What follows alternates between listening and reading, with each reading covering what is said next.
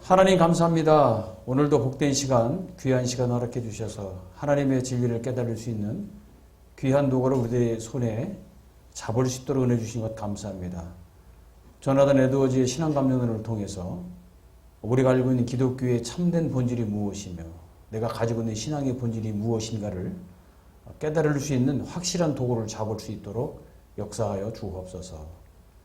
그리하여 우리가 하나님을 바로 섬기며 또 참된 믿음을 가지고 기독교인으로서 이 땅을 살아가면서 하나님을 찬양하는 복된 삶이 되도록 인도하여 주옵소서. 예수님의 이름으로 기도하옵나이다. 아멘. 예, 반갑습니다. 아주 오랜만에 여러분을 이렇게 만나 뵙게 됐습니다. 제주에 간 뒤로 제가 시간이 좀 부족해서 그동안 강의를 못했었고요. 오늘은 좀 특별하게 시간을 내서 여러분 앞에 서서 하나님의 말씀을 나누는 시간이 준비되었습니다. 제가 학장님으로부터 이번에 부탁을 받은 내용은 조나단 에드워즈의 신앙감령론을 좀 강의 좀 해달라고 말씀을 들었고요. 거기에 준해서 말씀을 좀 준비했습니다. 사실은 다들 오늘 이 책을 갖고 오는 것이 상당히 좋은 뻔했는데 그냥 제가 책을 좀 소개하고 강의를 시작하도록 하겠습니다. 제가 들고 있는 이 책이 바로 그 유명한 조나단 에드워즈 목사의 신앙감령론입니다. 뭐 이게 뭐 감정이냐, 뭐 정서냐, 정동이냐, 뭐 해석의 차이 때문에 굉장히 분분한 그런 책이기도 한데요. 그런 걸 다 떠나서 내용이 너무 좋다는 것이죠. 그래서 저는 이 책을 좀 준비를 하면서 많은 고민을 좀 했습니다. 내가 이번 강의를 통해서 이 강의를 청취하시는 모든 분들께 어떤 것들을 좀 목적을 삼아 말씀을 전할까, 뭐 그런 고민을 좀 먼저 하게 됐습니다. 그러면서 제가 이 목차를 좀 뒤지면서 그런 생각을 좀 했어요. 그래, 에드워즈의 신앙감령론을 통해서 정말 내가 알고 있는 기독교의 본질은 무엇인가 깨달았으면 좋겠다. 나는 거기에 준한 정말 진정한 그리스도인인가 내 자신 스스로에게 반문을 좀 해보겠다라는 마음을 가지고 이 책을 접하기 시작했습니다. 그 질문의 내용은 이거죠. 정말 내가 믿음이 있다면 참된 믿음을 가지고 있는지, 내가 거듭났다면 무엇에 의해서 거듭났는지를 확인할 수 있는 책이 바로 이 책이 아닌가라는 생각을 가지게 됐습니다. 그리고 이제 또 한 가지는 그렇다면 내가 참된 믿음을 가지고 있다라고 생각한다면 내가 그러면 성경에서 말하는 성령의 역사는 과연 무엇인가 제대로 파악할 필요가 있다라는 생각을 하게 됐습니다. 제가 그런 생각을 하게 된 이유는 바로 에드워즈 목사가 그 부분에 대해서 가장 정확하게 파악을 해준 목사 중에 한 사람이 아닌가 생각을 합니다. 그래서 여러분 제가 에드워즈를 중심으로 해서 신앙감령에 대한 내용들을 함께 나누고자 하는데요. 잠시 목차를 좀 소개해 드리도록 하겠습니다. 조금 전에 말씀을 드린 것처럼 진정한 기독교인이란 무엇인가에 대해서 질문을 좀 던져보고요. 이에 대한 해답들을 한번 찾아볼 수 있도록 하겠습니다. 그 다음에 이제 두 번째 강의 내용을 통해서는 사람이 가지고 있는 감정이라는 본질이 있는데 그 감정과 이 신앙은 과연 어떤 관계인가, 에드워즈 목사가 이 책을 통해서 이야기한 부분들을 제 나름의 이해를 통해서 전달해 드리도록 하겠습니다. 세 번째로는 이 책의 이제 본론 부분이 되겠죠.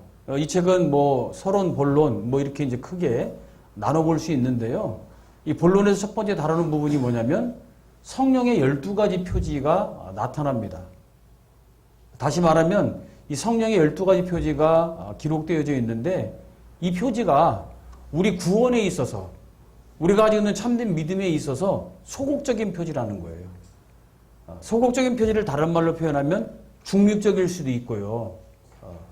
또 이것을 가지고 우리가 신앙이 있다, 없다, 그렇게 구분할 수 있는 표지의 역할을 할 수 없다라는 부분이 바로 2부에 기록되어 있는 성령의 12가지 표지입니다. 물론 책에는 그렇게 기록은 되어 있지는 않죠. 책자에 보면은 이렇게 기록되어 있어요. 신앙감정이 진정으로 은혜로운 것인지 아닌 것인지에 대한 판단 근거가 될 수 없는 표지들. 그래서 이것을 성령의 소극적 표지다라고 우리가 표현해 볼 수 있는 겁니다. 그 다음에 여러분 이제 이 3부에 가서는 성령의 12가지 표지가 나오는데 어떤 표지냐면은 적극적인 표지가 나옵니다. 이 책의 내용대로 읽어드리면 진정으로 은혜로운 거룩한 감정을 뚜렷이 구별해주는 표지들이라고 이야기합니다. 그러니까 이 3부에 나와 있는 적극적 표지는 구원의 확신을 가지고 있는 사람, 다른 말로 하면 참된 믿음을 통해서 그 믿음의 본질이 주고 있는 신앙 감정을 가지고 있는 12가지 표지가 무엇인가를 이야기해주고 있다는 것이죠. 다시 정리해드리면 에드워즈는 2가지 영역에서 이 책을 기록했다라고 말씀을 드릴 수가 있어요.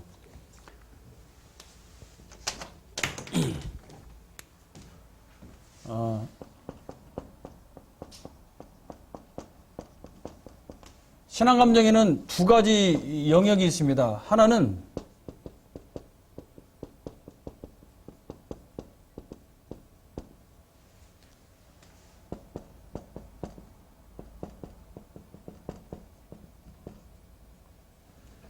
자연계시 영역이 있고요.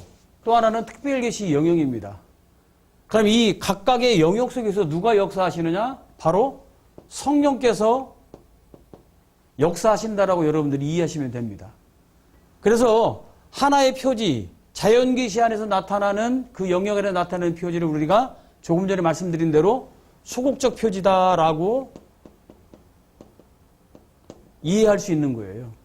또 하나는 특별계시 영역 속에서 성령이 역사하시는데 이 역사를 우리가 뭐라고 얘기할 수 있냐면 적극적 표지라고 말할 수 있어요.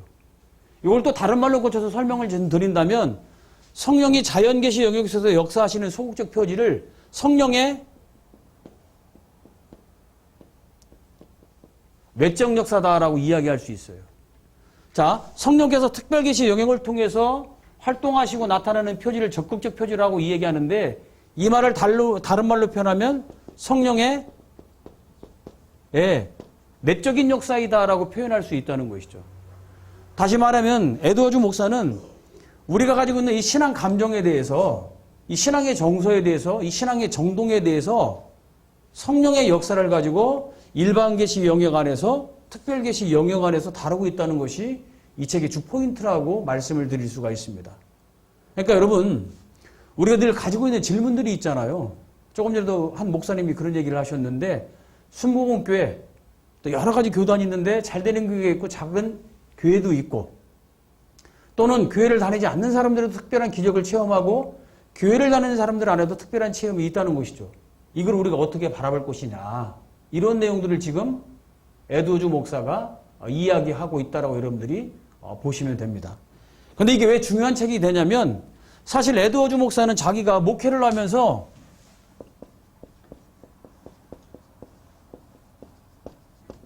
실제적인 부흥의 역사를 경험한 사람이에요. 실제적인 부흥의 역사를 경험해본 결과 놀라운 현상이 일어났어요. 그게 어떤 현상이냐면 양 극단의 현상이 나타납니다. 하나는 이 성령에 대한 놀라운 체험에 대해서 터부시하는 집단이 있었어요. 또 하나는 이것을 인정하고 너무 여기에 깊이 빠져가지고 열광주의적인 그런 집단들이 나눠지게 됩니다. 다시 말하면 이런 집단이 하나 있었고요. 또 하나는 열광주의에 입각한 집단의 모습들이 어디 안에서 일어났냐면 자기 교회 안에서 일어난 현상을 봤어요. 무엇을 통해서? 부흥의 역사를 통해서. 이 그룹들의 특징은 뭐냐면 성령의 역사는 조용하다는 거예요. 지적으로 온다는 거예요. 하나님의 말씀은 정말 속삭이듯이 우리들에게 찾아와서 은혜를 깊이는 것이 성령의 진정한 역사이지 우리가 감정에 의해서 여러 가지 현상을 보고 하는 것은 절대적으로 잘못된 것이다 라고 하는 그런 이야기를 합니다. 대표적인 인물이 바로 촌시라는 인물이 이 책에 가끔 등장을 해요. 또 하나는 무슨 소리냐? 성령께서 이끌어 가시는 부흥의 역사는 뜨거운 감정이 일어나고 강렬한 몸에 이런 그 체험도 경험할 수 있고 정말 기적 같은 일들이 날마다 일어날 수 있다라고 하는 그 열광주의적인 이런 현상에 대해서 치우쳐 있는 사람들이 있었습니다. 여러분은 성령의 부흥의 역사에 대해서 어떻게 생각하십니까? 하나님이 지성적으로 이성적으로 역사만 하실까요? 아니면 열광적인 모습을 통해서만 역사하실까요? 에드워즈는 우리처럼 그 시대, 즉 18세기를 살아가는 목회자 한 사람으로서 많은 고민을 했어요. 이 부흥의 역사를 어떻게 바라보아야 될까. 그래서 에드워즈 목사는 부흥을 통해서 신앙의 균형을 찾기 위해서 이 책을 썼다라고 여러분들이 보시면 참으로 좋을 것 같습니다. 그래서 이런 맥락 속에서 지금 에드워즈 목사는 성령의 외적 역사를 통한 소극적 표지, 이것이 바로 자연계시 영역에서도 얼마든지 일어날 수 있다라고 하는 중립적인 그 표현들, 표상들에 대해서 이야기를 하고요. 또 한 가지는 조금 전에 말씀드린 대로 성령의 역사가 내적으로 일어나면 적극적으로 우리들에게 참된 믿음의 본질을 가지고 있는 변화가 일어나는데, 이것을 가지고 우리가 특별계시 영역 안에서 발견할 수 있다라고 하는 두 가지의 균형을 이야기합니다, 여러분. 특히 여기서 에드워즈가 이것이 이제 책의 2부가 되겠고요. 이 내용이 책의 3부가 되는데 1부에서는 무엇을 이야기하냐면, 이렇게 성령께서 역사하시는데 어디 역사하느냐? 사람의 감정 안에서 역사한다는 거예요. 그래서 1부에서는 사람이 가지고 있는 감정의 본질과 신앙의 관계가 무엇인가를 설명해 주는 것이 바로 1부라고 말씀드릴 수 있습니다. 이런 맥락 속에서 여러분들이 이 신앙 감정을 이해하시면 상당히 좀 도움이 되리라고 생각이 됩니다. 자, 그래서 여러분 이런 맥락 속에서 제가 4가지의 포인트를 가지고 오늘 이렇게 강의를 준비했습니다. 자, 그럼 첫 번째로 진정한 기독교인이란 누구인가? 다른 말로 표현하면 참된 믿음의 본질을 가지고 있는 사람은 어떤 사람인가? 우리 신앙에 대한 본질의 이해가 필요하다라는 내용을 가지고 말씀을 드리도록 하겠습니다. 제가 여러분 신앙감정론을 아주 여러 차례 읽었고요. 우리 교회에서도 또 준비를 해서 책을 여러 번 나누기도 했습니다. 저는 이 책을 보면서 우리가 진정한 기독교인이자 또 영적인 거장인 에드워즈를 만날 수 있다는 점에 여러분들이 초점을 좀 맞춰주시기를 바랍니다. 왜 에드워즈가 기독교인으로서 진정한 사람이라고 하는 그 수식어가 붙어 있을까요? 왜 이 사람이 영적 거장이었다고 말을 할 수 있는 그런 이유가 무엇인가 잠시 생각해 보도록 하겠습니다. 에드워즈 목사의 인생의 목표는 거룩이었습니다, 여러분. 우리도 모두 다 거룩을 추구하고 살고 있는데요. 에드워즈 목사처럼 일생 동안 거룩을 추구했던 인물들이 그리 쉽지 않을 거라고 생각이 됩니다. 뭐 제 개인적인 주관이 그렇습니다. 제가 역시 거룩에 대해서는 많이 부족한 부분이 있기 때문에 감히 그렇게 말씀을 드립니다. 우리가 그 에드워즈 목사의 그 생애를 보게 되면 초기와 중기와 후기로 나눌 수가 있거든요. 그런데 에드워즈 목사가 인생의 목표가 거룩이었다는 것을 어떻게 알 수 있냐면 그가 기록한 결심문이 있어요. 우리나라에는 뭐 비전 선언문으로 소개가 되어 있는데요. 그 내용을 들어보면 자기가 하나님을 섬기기 위해서 참된 믿음의 그 은혜를 받은 자로서 인생을 살아가는데 무엇을 결심했는지를 기록한 책입니다. 그 내용을 우리가 요약해서 보면 역시 거룩을 추구했다는 것을 우리가 알게 되는 것입니다. 두 번째로 그가 자기 자신의 신앙을 점검하기 위해서 어떤 일을 했냐면 일기를 썼어요. 신앙 점검 일기를 말입니다. 평생을 쓴 사람이에요. 그 내용도 역시 하나님과의 관계성 속에서의 거룩을 추구하는 면면들이 날마다 발견되는 모습들을 보게 되죠. 그래서 에드워즈 목사는 걷는 걸 참 좋아했어요. 숲을 가서 하나님과 깊은 대화를 나누고 그 속에서 하나님의 거룩을 추구하며 하나님께서 창조하신 세상 속에서 하나님의 거룩을 발견했던 인물이라고 말씀드릴 수 있습니다. 또 한 가지는 자서전을 하나 기록했는데요. 그 자서전의 내용은 뭐냐면 자기 자신의 신앙을 회고한 회고록입니다. 자, 이렇게 조나단 에드워즈는 자기 인생을 통해서 책을 저술하고 또 많은 족적을 남긴 인물이라고 말씀드릴 수 있습니다. 특히 에드워즈는요, 초기 때 이제 23년이죠. 23살까지 무엇을 했냐면 굉장히 명석한 두뇌를 가지고 있었어요. 예일 대학을 나와가지고 수석 졸업을 했죠. 아주 놀라울 정도로 우리가 천재라고 말할 수 있습니다. 그리고 여러분 19세 때에 신학 석사를 통과를 하게 됩니다. 그리고 21살이 돼서 예일대학교 교수로 봉직을 하면서 신학을 가르치면서 23살까지 활동을 하게 돼요. 그러면서 신앙의 모든 일들을 그렇게 잘 할 수 있도록 인문학에 탁월한 그런 훈련들을 잘 걸어갔다라고 우리가 그의 초기를 생각해 볼 수 있습니다. 두 번째는 여러분, 중기 때에 이제 그 에드워즈의 삶을 보게 되면 부흥에 관련된 저서들을 많이 기록했습니다. 그게 이제 바로 23살 때부터 쭉 해서 기록된 책들이 많이 나와 있는데요. 우리가 이제 잘 알고 있는 성령의 역사 분별 방법이라는 책이 그 중기 때 목회하면서 기록한 책이라고 그렇게 보면 되겠습니다. 그게 바로 38살 때 기록을 했고요. 39살 때는 부흥론을 기록했어요. 에드워즈의 부흥론 유명한 책이죠. 그 다음에 지금 오늘 우리가 함께 나누고 있는 이 신앙 감정론을 43세 기록했다라고 많은 신학자들이 이야기를 해주고 있습니다. 이렇게 자기는 중기 때 커네티컷 골짜기에서 할아버지가 담임했던 목회 자리를 후임자로 물려받고 목회를 하면서 이러한 그 성령의 역사 또 부흥에 대해서 신앙 감정에 대해서 그렇게 기록하는 모습들을 보게 됩니다. 그래서 에드워즈는 바로 거룩을 추구했던 사람이라고 말씀드릴 수 있습니다. 그 다음에 여러분 후기 때는요, 신학서적과 철학서적들에 대한 내용들을 많이 편찬을 했습니다. 뭐 우리가 잘 알고 있는 의지의 자유론 또는 뭐 하나님의 천지창조 목적 또 원죄론 뭐 이런 책들을 그때 썼다라고 보면 됩니다. 이처럼 그는 평생을 살아가면서 하나님의 거룩을 쫓아가면서 거룩에 필요했던 모든 내용들을 책을 통해서 그렇게 기록했다는 내용을 우리가 알아볼 수 있게 되는 것입니다. 두 번째로 에드워즈는 어떤 사람이었냐? 영적 거장이었습니다. 영적 거장이라고 말할 수 있는 것은 딱 두 가지 이유로 말씀을 드릴 수가 있어요. 첫 번째는 뭐냐면 16세기 여러분들 종교개혁이 일어나죠. 종교개혁이 일어나면서 신학이 상당한 발전을 하기 시작을 합니다. 아까 오늘 오전에도 이제 우리 조규현 초장님께서 그런 말씀을 해주셨는데요. 그 신학을 계승해서 우리가 잘 알고 있는 천교도 신학을 완성했기 때문에 영적 거장이라고 칭호를 받을 수가 있었던 것입니다.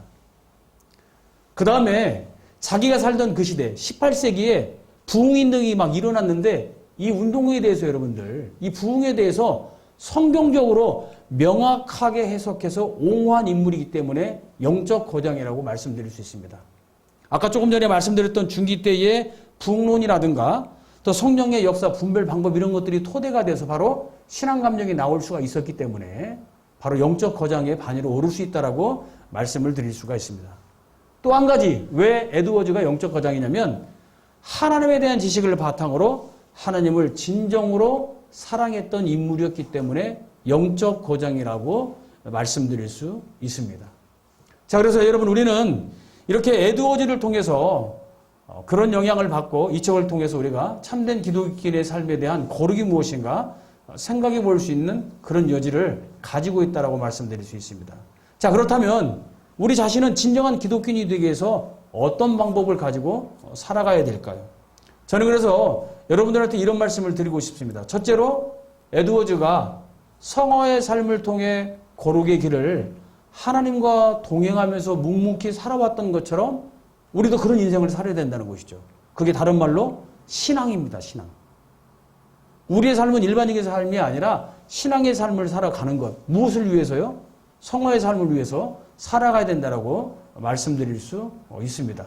자, 그럼 여러분 성화의 삶을 살아간다는 것은 신앙의 삶을 이야기하는데 신앙의 삶의 안에는 구체적으로 어떤 내용이 있어야 될까요?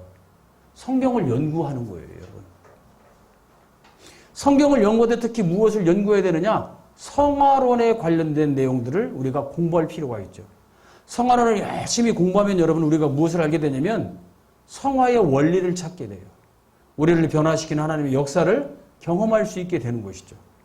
두 번째는 여러분 어떤 일이 또 있어야 되냐면 교회사 책들을 열심히 읽어야 합니다. 교회사 서적을 통해서 우리가 영적 거장들과 깊은 대화를 나눌 수가 있게 돼요. 그럼 그 대화를 통해서 우리가 얻을 수 있는 것이 무엇이냐? 바로 적용점을 찾을 수 있다는 것입니다.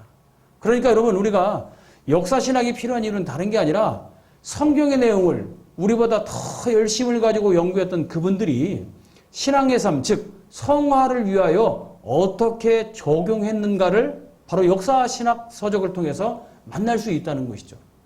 이런 점에 있어서 우리가 두 가지 일, 즉 성경을 열심히 연구하고 또 교회에서 책들을 읽어간다면 그런 길에 이룰 수 있다라고 말씀드릴 수 있습니다.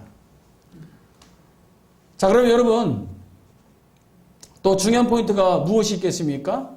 바로 이 성화의 삶을 위해서 지금 들고 있는 이 책, 신앙 감정이 필요하다라고 말씀을 드릴 수가 있습니다.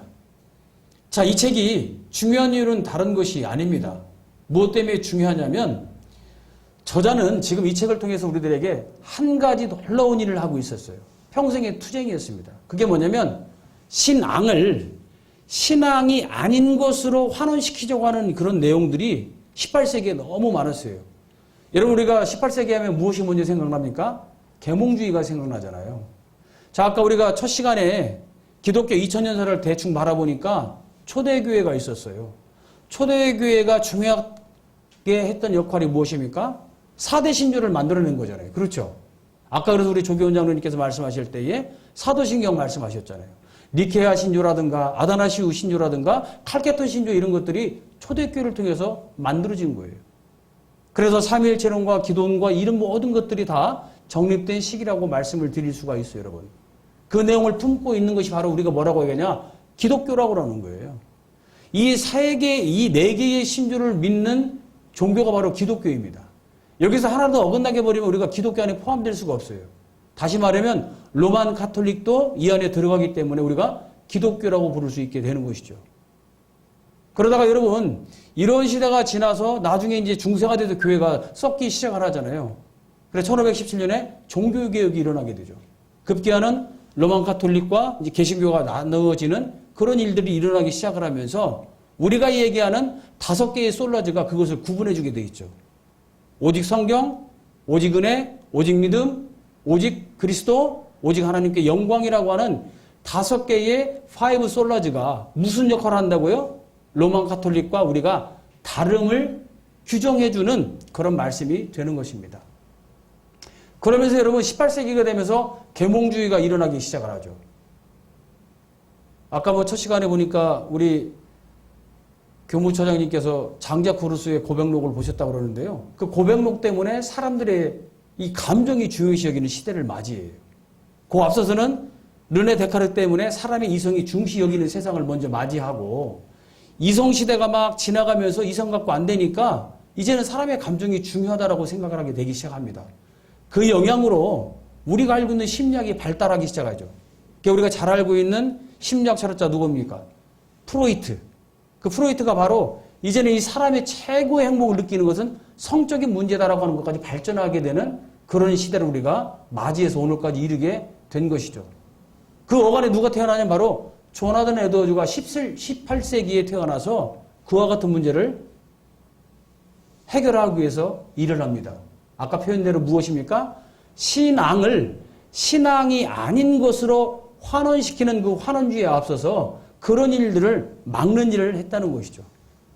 그 당시에는 여러분 우리가 하나님과의 1:1 관계, 즉 하나님의 계시를 통한 성경 말씀의 중요성보다는 신앙을 무엇으로 여겼느냐? 도덕으로 봤다는 거예요. 사회성으로 봤다는 거예요. 정치성으로 봤다는 거예요. 이 모든 것들을 잘 활용하게 되면 현재 자기들이 살고 있는 그 시대를 어떻게 되느냐? 변혁할 수 있는 도구가 될 수 있다라고 생각한 것이 바로 그 당시의 신학의 흐름이었고 신학자들의 주장이었고 교회의 모습이었다는 거예요. 그걸 저지한 사람이 누구냐? 바로 조나단 에드워즈라고 말씀드릴 수 있습니다. 그래서 저는 이 책이 반드시 필요하다라고 이야기해요. 왜냐하면 그 시대의 모습이 지금 더 퇴색하고 더 힘을 잃어버린 게 아니라 다른 모습으로 더 다양성 있게 더 집요하게 우리의 삶을 주장하고 있기 때문에 저는 이 책이 더욱더 필요하다라고 생각을 합니다. 자, 그 다음에 에드워즈 목사는 또 어떤 일을 했냐면 경험이 인정되는 지식. 그렇죠? 여러분 우리가 지식과 이 경험은 뗄래야 뗄 수가 없어요. 하나님께서는 사람의 본질을 그렇게 만드셨고 하나님은 그렇게 이런 모든 것들을 활용하셔서 당신의 백성들을 구원해 내시거든요. 자, 여러분 잘 보세요. 우리가 어디로부터 구원을 받았습니까? 우리가 말하는 타락한 세상으로부터 구원해 내시죠. 우리는 진리를 어디 가운데서 더 많이 깨닫게 됩니까? 세상에 있는 지식을 통해서 하나님의 지식이 귀한 것을 더 알게 되는 것이죠, 여러분들. 그래서 우리는 두 영역, 즉 일반 영역과 특별 영역을 무시할 수 없다는 것입니다. 이와 마찬가지로 에드워즈는 지금 경험으로 인정된 지식을 보존하는 일에 있어서 탁월한 능력을 갖고 있던 사람이에요. 어디서 보존했느냐? 신앙 안에서 보존했다라고 말씀드릴 수 있습니다. 다시 말하면 이성, 지식과 감정, 체험의 균형을 잡은 책이 바로 조나단 에드워즈의 신앙 감정론이라고 말씀드릴 수 있기 때문에 이 책이 중요하다라고 저는 여러분께 거듭 강조해 드립니다. 자, 그래서 여러분, 신앙 감정론은 두 가지 사유를 담고 있습니다. 첫 번째 사유는 무엇이냐면 감정이 무엇인가? 감정이 움직이게 되면 어떻게 움직이는가에 대한 생각을 가질 수 있도록 이 책을 썼다는 거예요. 다시 말하면 여러분, 에드워즈 목사는 사람 안에 하나님께서 창조해 주신 이 감정이 무엇인가, 감정의 기능이 어떤 역할을 하는지에 대해서 이 책을 통해서 생각할 수 있도록 글을 남겼다라고 말씀드릴 수 있습니다. 두 번째로는 우리 사람 안에, 사람의 특히 감정 안에 성령이 임하시게 될 때에 일어나는 감정의 현상들이 무엇인가 생각하게끔 이 책을 기록했다는 거예요. 자, 그래서 제가 아까 말씀드린 대로 에드워즈 목사의 책을 보게 되면 일부에서 무엇을 알 수 있다고요? 감정과 신앙의 관계를 알 수 있다고요, 여러분. 그래서 저는 조나단 에드워즈의 신앙 감정론이 반드시 필요하다라고 말씀을 드릴 수 있는 것입니다. 자, 그럼 이 책의 일부가 되겠죠. 신앙과 감정의 관계는 무엇인가? 다 같이 한번 말씀을 나누도록 하겠습니다. 여러분, 분명히 감정의 본질이 굉장히 중요합니다. 우리가 타락한 인간임에도 불구하고 하나님께서는 우리들에게 안에 만들어 놓으신 감정이 그대로 있거든요. 사람의 이성도 있고 의지도 그대로 가지고 있어요. 이것과 신앙이 정말 어떻게 중요한 역할을 하는지에 대한 이해를 우리가 알아볼 필요가 있다라고 에드워즈 목사는 이야기해주고 있습니다. 그러면서 에드워즈 목사가 제일 처음에 2부의 1장을 통해서 말하는 것이 무엇이냐면 감정이란 무엇인가? 감정의 본질을 이야기해주고 있습니다. 에드워즈 목사는 2부의 1장을 통해서 가장 먼저 감정을 무엇이라고 얘기했냐면 감정은 매우 실천적인 것이다 라고 이야기했습니다. 자, 여러분, 제가 PPT 자료에다가 글씨를 써놨는데 너무 멀어서 안 보이실 것 같아요. 그렇죠? 예. 그래서 여러분들 지금 강의 안에 보면 그 내용이 기록되어 있습니다. 다 같이 한번 읽어보도록 할까요? 여러분 한번 페이지가 14페이지 있습니까? 14페이지 1장 감정이란 무엇인가? 감정은 매우 실천적인데 어떻게 이야기하는지 한번 읽어보도록 하겠습니다. 시작.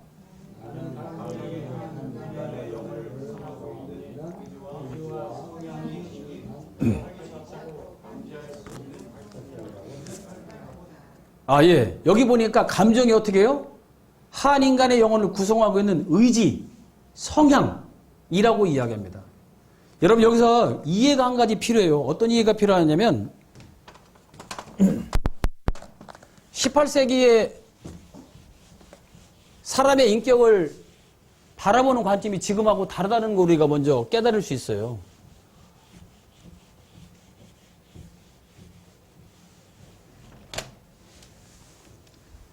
현재 우리는 사람의 인격을 말하면 세 가지로 말하죠. 지성과 감정과 의지가 있다라고 이야기를 해요. 그렇죠? 근데 지금 에드워즈 목사가 생각하는 감정은 무엇입니까? 이 감정과 의지가 하나라는 거예요, 하나. 우리는 지금 지정의라고 세 가지로 구분하고 있는데 당시 18세기에는 사람의 인격을 어떻게 봤다? 지성과 감정 두 가지로 봤어요. 그래서 이 감정이 때로는 의지라고 말하기도 하고 이 감정이 때로는 성향이라기도 하고 때로는 이것을 뭐라고도 얘기합니까, 여러분들? 정신 또는 마음 이렇게 여러 가지로 표현했다는 것을 우리가 알아볼 수 있어요. 그런데 더 중요한 건 뭐냐면 이런 구분도 중요하지만 에드워즈는 이 감정에 대해서 사람의 영혼이 어떤 방향으로 흘러가고 있는지 알 수 있는 방향타다라고 이야기했어요. 방향타. 다른 말로 하면 길잡이겠죠. 사람이 그 가지고 있는 영혼이 어느 방향으로 흘러가고 있는지 알 수 있다. 왜? 매우 실천적인 것이 감정이기 때문에 그렇다는 거예요. 감정이 우리의 마음과 생각과 이 의지를 다 움직이기 위해서 자기의 갈 바를 정해주기 때문에 이렇게 이야기했던 것입니다. 그래서 에드워즈 목사는 감정을 매우 실천적인 것이다라고 이야기했다는 것을 분명히 알 필요가 있습니다. 물론 1장에서 감정에 대해서 여러 가지 이야기를 많이 나누는데요. 시간 관계상 제가 다 말할 수 없지만 여러분께 조금 먼저 간략하게 몇 가지만 소개해 드리도록 하죠. 감정을 또 무엇과 구분했냐면 격정과 다르다라고 표현했습니다. 감정은 여러분 포괄성을 가지고 있어요. 어떤 거냐면 내가 지식적으로 무엇인가 이해하게 되면 이것이 내 자신이 갖고 있는 자아의 통제력을 가지고 선택을 하는 거예요. 지금 이 강의실이 굉장히 뜨겁잖아요. 제가 그러면 이 뜨겁다는 것을 머리로 느끼고, 그렇죠? 근데 또 감정으로 느끼게 되지 않습니까? 그럼 저는 어떻게 해요? 찬물을 선택하게 되는 것이죠. 이 감정은 포괄적으로 통제할 수 있는 능력, 즉 의지와 성향의 균형성을 이룬 것을 우리가 감정이라고 이야기할 수 있다는 것이죠. 그럼 격정은 뭐냐? 격정은 좀 다른 거예요. 격정은 협소성을 가지고 있습니다. 다시 말하면 정신의 통제가 어려운 감정의 상태를 우리가 격정이라는 거예요. 이런 격정이 왜 일어납니까? 우리가 격정적인 감정이 의지와 성향이 불균형 상태에 이를 때에 그런 현상들이 나타난다라고 이야기합니다.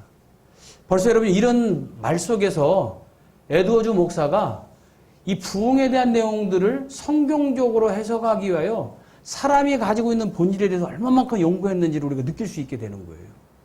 여러분 신학을 한다는 것은 바로 이런 태도가 있는 거예요. 여러분들. 이런 태도가 없는 사람은 신학할 수 있는 자세가 부족하다라고 표현해 볼 수 있는 것이죠. 에드워즈랑 견주어서 말한다면 말입니다. 이처럼 에드워즈는 감정과 격정이 다르다는 것을 그렇게 우리들에게 이야기해 주고 있습니다. 세 번째로 감정은 두 가지 의지의 활동이라고 이야기를 했다는 것입니다. 하나는 뭐냐면 여러분 동정이 있고요. 또 한 가지는 열정이 있습니다.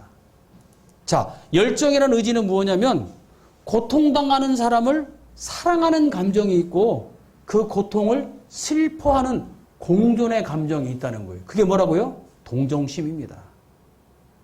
고통당하는 사람 자체를 우리가 구밀히 여기고 사랑해요. 그리고 그 고통을 굉장히 슬퍼하는 그런 감정이 있는 것을 우리가 바로 동정심이다라고 이야기해주고 있다는 것입니다. 그래서 여러분 우리가 동정심을 갖고 있다는 것은 그런 의미를 가지고 표현해보면 훨씬 더 내 마음도 표현할 수 있고 또 내가 그것을 얼마만큼 슬퍼하고 동참하는지를 표현할 수 있다라고 그렇게 말씀드릴 수 있습니다. 또 한 가지 의지 활동이 뭐냐면 열정입니다. 한 사람이 어떤 사물에 대한 호감과 반감이 어떻게 해요? 공존하잖아요. 내가 좋아하는 물건이 있어요. 여러분 제가 이 펜을 하나 들고 있는데 이 펜이 모나미 게 있고 일본 게 있거든요. 어떤 사람은 일본 걸 좋아하고 또 한국 걸 싫어하는 사람이 있어요. 또 어떤 사람은 한국 걸 매우 좋아하지만 일본 건 싫어하는 사람이 있죠. 이게 바로 여러분 열정이라는 거예요. 이 열정을 통해서 호불호가 완전하게 판가름 난다라고 그렇게 말씀을 드릴 수가 있습니다. 이처럼 에드워즈 목사는 이 감정이 매우 실천적이다. 그리고 격정과는 다른 것이고 두 가지 의지의 활동, 즉 동정과 열정의 그런 활동이라고 표현한 것을 우리가 이 책을 통해서 얻어갈 수 있는 하나의 좋은 진리라고 말씀을 드릴 수가 있습니다. 특히 여러분 에드워즈 목사는 베드로전서 1장 8절을 통해서 자기 자신이 갖고 있는 확신교리를 정립할 수 있었습니다. 자, 그러면 에드워즈 목사가 굉장히 큰 인사이트를 받았던 베드로전서 1장 8절 말씀을 다 같이 한번 읽어보도록 할까요? 제가 강의 안에 기록을 해놓지 않았군요. 제가 한번 읽어드리겠습니다. 여러분들 성경 찾아보면 더 좋을 것 같아요. 예수를 너희가 보지 못하였으나 사랑하는도다. 이제도 보지 못하니 믿고 말할 수 없는 영광스러운 즐거움으로 기뻐하나니. 자, 여러분 어떻습니까? 이 표현을 보면요. 지금 예수를 너희가 보지 못하였으나 지금 영광스러운 즐거움으로 기쁨을 가지고 있죠. 영광스러운 즐거움으로 기쁨을 가지고 있다는 표현이 무슨 표현입니까? 감정의 표현이잖아요. 신앙 감정이에요. 근데 그 신앙 감정이 어떻게 생겼느냐? 예수를 너희가 보지 못하였으나 이 신앙 감정의 출처가 어디라는 거예요? 초자연적인 역사에서 일어난다는 거예요. 다른 말로 하면 믿음을 통해서 눈에 보지 못한 예수 그리스도의 영광스러움을 즐거워하고 기뻐한다라고 이야기합니다. 그러니까 여러분 우리가 주님 사랑을 어떻게 할 수 있느냐? 초자연적 시각을 통해서 그 의존된 신앙을 통해서 가질 수 있다라고 지금 베드로전서 1장 8절이 이야기해 주고 있다는 것을 에드워즈 목사가 깨달은 거예요, 여러분. 두 번째, 주님의 기쁨에 대한 그 능력, 그게 뭡니까? 초감각이라는 거죠. 이제도 보지 못하니 믿고 말할 수 없는, 예, 여러분, 놀라운 부분 아닙니까? 주님을 기뻐할 수 있는 것은 초자연적인 감각, 그 능력에 의해서 우리가 감지할 수 있다라고 성경에서 발견할 수 있다는 것입니다. 그래서 에드워즈가 어떤 확신 교리를 만들었냐면 이런 교리를 만들게 된 것입니다. 자, 뭐라고 얘기했냐면 참된 신앙은 대체로 거룩한 감정 안에 있다라고 이야기한 거예요. 참된 신앙이 어디 있다고요? 대체적으로? 예, 사람의 감정 안에 있다라고 하는 확신 교리를 만들게 된 것입니다.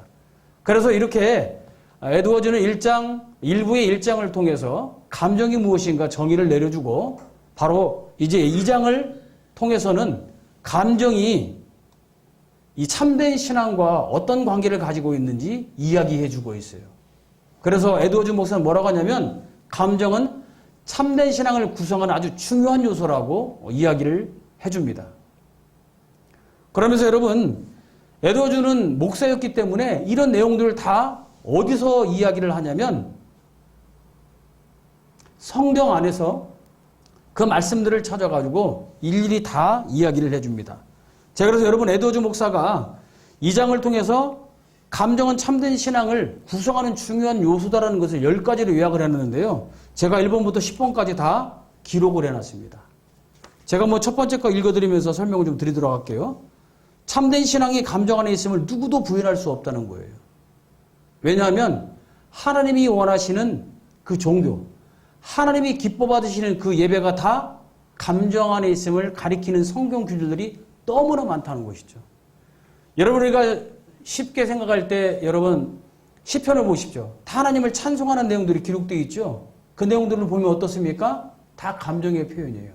하나님을 사랑하는 마음, 하나님을 신뢰하는 마음, 하나님을 의지하는 마음들이 찬송을 통해서 나가고 있죠.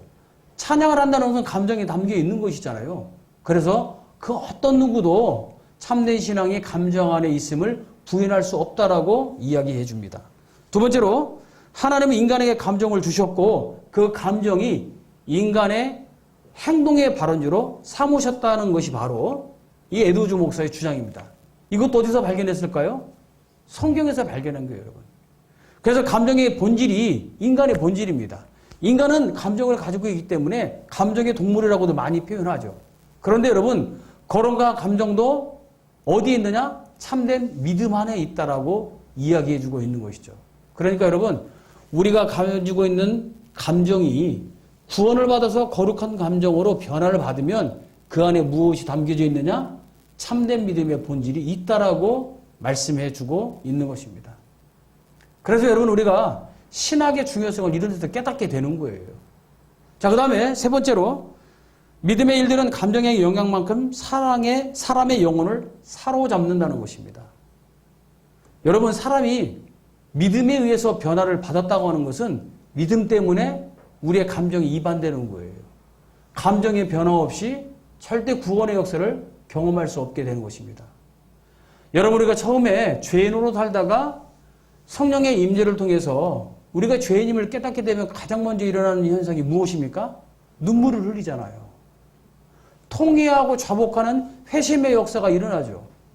여러분 이 회심의 안에는 어떤 내용들이 있습니까? 회개와 믿음이라는 요소가 작용하지 않습니까? 이게 왜 일어날 수 있나요? 바로 성령께서 우리들에게 믿음을 안에 창조하셨기 때문에 이런 일들이 벌어지게 되는 것입니다. 이와 마찬가지로 우리가 이 믿음의 감정, 거룩한 감정이 바로 참된 믿음에 의해서 연계되어 있다는 사실을 우리가 알게 된다는 것이죠. 그래서 여러분, 사람의 변화는 믿음에 의한 감정의 분량의 열매라고 보시면 됩니다. 그래서 우리가 모두 하나님을 찬양하고 기뻐하며 즐거워할 수 있게 되는 것입니다. 자, 네 번째로 성경은 도처에서 믿음을 감정과 깊이 연관시키고 있다는 것입니다. 참된 믿음을 바라보게 되면 어떻습니까? 두려운 마음이 생기죠. 그걸 우리가 다른 말로 하나님을 경외한다라고 이야기해요. 우리는 여러분 소망을 가지고 있는데 무엇에 소망을 가지고 있습니까? 하나님의 언약에 소망을 가지고 있죠. 하나님의 언약이 무엇이에요? 우리를 어떻게 구속에 갈 것인가에 대한 약속이잖아요. 그래서 개혁주의는 우리는 몇 가지 언약을 믿는다고 말합니까? 하나님의 구속 언약, 또 인간의 행위 언약, 또 우리 구주 예수 그리스도가 이 땅에서 성취하신 은혜의 언약이라는 세 가지 맥락 속에서 우리가 성경을 이해하고 그 언약을 토대로 하여 하나님이 우리를 이끌어 가시는 구속의 역사를 우리가 다른 말로 구속사라고 표현하고 있잖아요. 이러한 소망을 우리가 가질 수 있게 돼요. 무엇 때문에? 믿음 안에서. 이것들이 다 성경 안에서는 우리의 감절과 직접적으로 연결을 시키는 그런 내용들로 이야기할 수 있다. 이렇게 에드워즈 목사는 이야기합니다. 십계명도 마찬가지죠. 하느님 사랑과 이웃 사랑. 이게 다 뭡니까? 감정이라는 것이에요, 여러분. 이 믿음과 감정을 연결시키고 있죠. 우리가 죄를 미워하고 또 자비를 베풀고 갈망하는 마음을 가지고 있는 모든 것들이 다 참된 믿음과 감정이 연관성이 있음을 보여주고 있는 것입니다. 그 다음에 성경은 사랑 안에 참된 믿음이 있음을 가르쳐주고 있습니다. 예수님과 율법사의 대화를 통해서 우리가 알 수 있잖아요. 또 그리고 로마서 13장 8절 말씀해 보니까 남을 사랑하는 것은 뭐라고 얘기했습니까? 율법의 성취다. 또 10절을 통해서는 사랑은 율법의 완성이라고 하는 것을 보게 됩니다. 이렇게 믿음과 감정은 연결되어 있다라고 성경이 말씀해주고 있는 부분을 에드워즈 목사는 지금 우리들에게 5번째로 강조해주고 있는 것입니다. 그 다음에 에드워즈 목사가 성경을 쭉 보면서 느낀 게 뭐냐면 성경에 기록되어 있는 탁월했던 성도들의 믿음이 그 경건을 가지고 있는데 그 안에 거룩한 감정이 있음을 발견할 수 있었다라고 이야기합니다. 다시 말하면 하나님의 말씀을 들은 계시신학을 사랑하는 성도들은 사랑의 감정을 가지고 있다. 저는 이 6번째 내용을 보면서 무슨 생각을 했냐면 순례자의 신학은 바로 사랑신학이다라는 생각을 가지게 된 것입니다. 7번째로 에드워즈 목사가 강조한 것은 무엇이냐면 예수님도 사랑이 넘치는 심령을 가지신 분이라고 우리가 성경을 통해서 얼마든지 볼 수 있다는 것이죠. 그래, 예수님은 연합신학을 갖고 계시죠. 신적인 존재이고 인간적인 존재인데 연합신학의 결정체신 그분이 바로 사랑신학의 결정체임을 공생의 3년을 통해서 우리는 얼마든지 확인해 볼 수 있다는 사실을 다시 한번 깨닫게 되는 것입니다. 그 다음에 에드워즈 목사는요, 이 땅을 살아가는 순례자들의 신학만 이야기하는 게 아니라 예수님의 신학을 이야기하는 것이 아니라 하늘에 속한 믿음도 그 하늘에 속한 경건도 대부분 감정 안에 있음을 설명해 주었다는 것이 놀라운 것입니다. 여러분 지금 이렇게 이야기하는 모든 내용들이 다 믿음과 감정이 연결되어 있음을 설명해 주는 그런 내용입니다. 그리고 이제 9번째로 하나님께서 참된 믿음과 경건의 표현의 수다로 주신 양식들이 있죠. 그게 뭡니까 여러분? 예전이에요. 예배예요. 성례전이에요. 침례를 받고 세례를 받는 이 모든 것도 다 믿음과 감정의 관계를 나타내주고 있는 하나님께서 허락하신 표시라고 성경은 말씀해주고 있다는 것이죠. 마지막으로 에드워즈 목사는 성경은 죄를 어디다 비유하느냐? 완악한 마음과 연결시킴으로써 참된 믿음, 거룩한 심령이 대부분 감정 안에 있음을 이야기해주고 있습니다. 그래서 여러분 우리가 성경을 보게 되면 어떻게 합니까? 예수님께서 완악한 이스라엘 백성들의 마음을 보고 분을 내시잖아요. 그렇죠? 또 우리가 에스겔 11장 19절의 말씀을 보면 회심의 사건을 뭐라고 얘기합니까? 굳은 마음을 하나님께서 변화시켜서 새 마음을 주셨다라고 표현하고 있음을 발견하게 됩니다. 자, 이렇게 에드워즈 목사는 1부의 1장과 2장을 통해서 사람이 가지고 있는 감정의 본질이 무엇인가, 그리고 2장을 통해서는 그 감정이 참된 믿음이 어떤 것인가에 대해서 일반 계시 영역을 통해서 사람을 분석을 했고, 특별 계시 영역을 통해서 성경을 토대로 믿음과 감정의 관계를 정확하게 구분해 준 학자라고 말씀드릴 수 있습니다. 자, 이것이 바로 1장이 출발하고 있는 그런 내용이라고 말씀드릴 수 있습니다.